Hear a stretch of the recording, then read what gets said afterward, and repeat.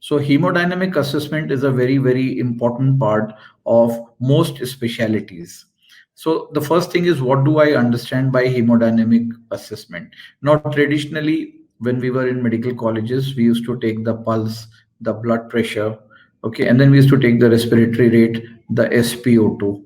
Then after some time, then in the 90s, we moved on to the use of central line, where in addition we used to get the central venous pressure. Then we had swan guns or the pulmonary artery catheters, where we used to get the pulmonary artery systolic, pulmonary artery diastolic, and we used to get what are known as the wedge pressures. Okay, so hemodynamics is basically an understanding of the circulation, and this circulation is the blood which goes to all the organs of the body. So if you have good hemodynamics, you are assured of good blood flow to all the organs of the body, which is known as an adequacy in perfusion. If you don't have adequate hemodynamics, you cannot be assured of a good blood flow, and you may result in inadequate perfusion, which may subsequently translate into a thing which is known as a multi-organ dysfunction or a multi-organ failure. Now, hemodynamics, as we all know, is something which changes from minute to minute in the unstable patients. So those of us who work in the ERs or in the ICU or in the OT, we know we are used to seeing unstable patients, and the pulse rate can go from 60 to 160. The BP can come from 160 to 60 systolic. The saturations may come down, and all this can happen within a minute or within seconds. So when in our day-to-day practice we are faced with challenges where there are alterations in the heart rate, blood pressure, respiration, SpO2, we need to come to a diagnosis, because this tells me that this patient from a stable patient has become an unstable patient.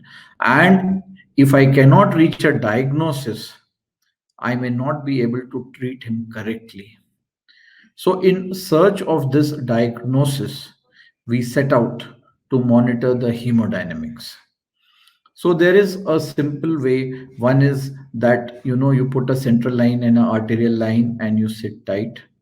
But we understand that central line and arterial line is not possible in many centers in India.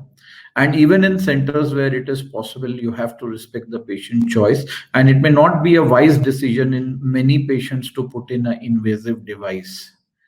The reason we put in the central line and arterial line is so that we can capture the change in hemodynamics a little earlier. So, when you have, say, an arterial line there, you will pick up a change in blood pressure much faster. An arterial line is much more sensitive to changes in blood pressure than the conventional cuff.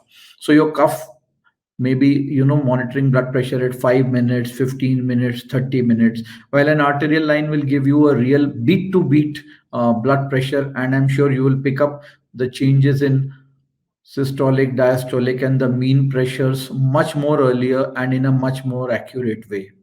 You have to remember that the cuff pressure, it malfunctions at both lower blood pressures and higher blood pressures.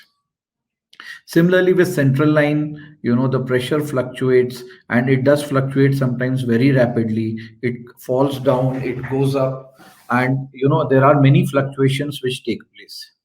Now, one is picking up these fluctuations early, but second is that you need to know why these fluctuations are occurring.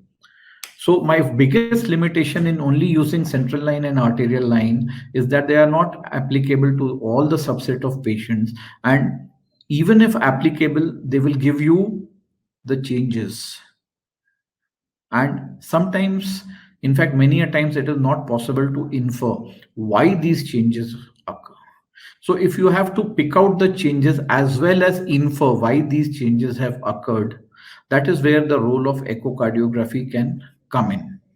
So if you are in a well monitored setup, okay, even a normal heart rate and blood pressure monitoring, which we see on a non-invasive blood pressure monitor, any changes, You can immediately bring on the echo machine, which is totally non-invasive.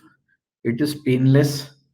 You just explain it to the patient and have a look at the heart and the lungs of the patient, and you will understand what is happening.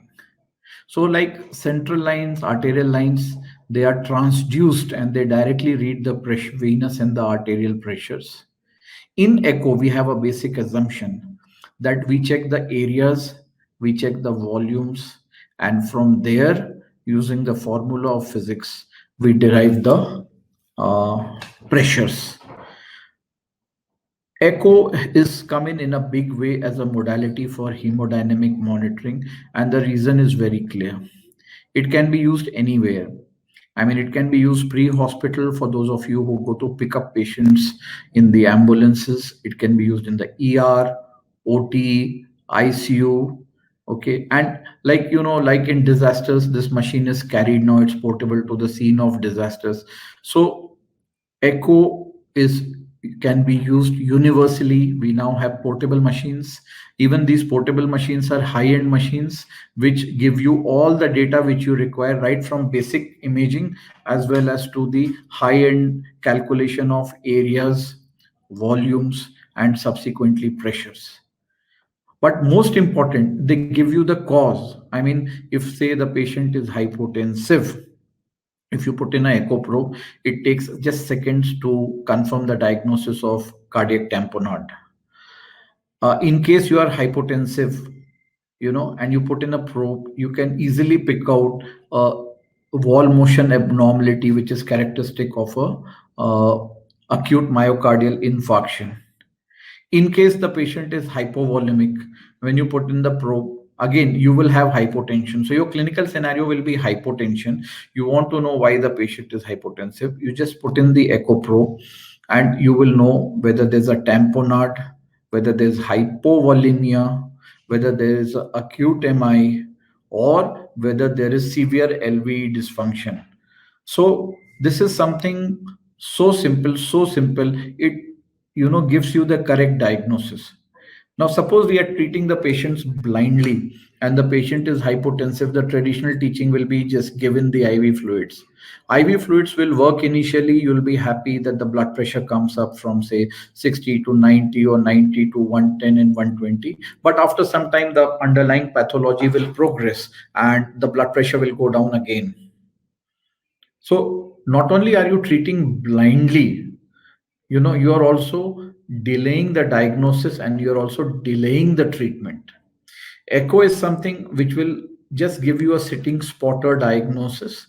And once you have the diagnosis, you can troubleshoot. Say you can go for pericardiocentesis, you can give volume to the patient, or you can give an inotrope to the patient. And that is the way you can set up the patient's treatment pathway. So this is one advantage of echo, but this is something which is at extremely basic level.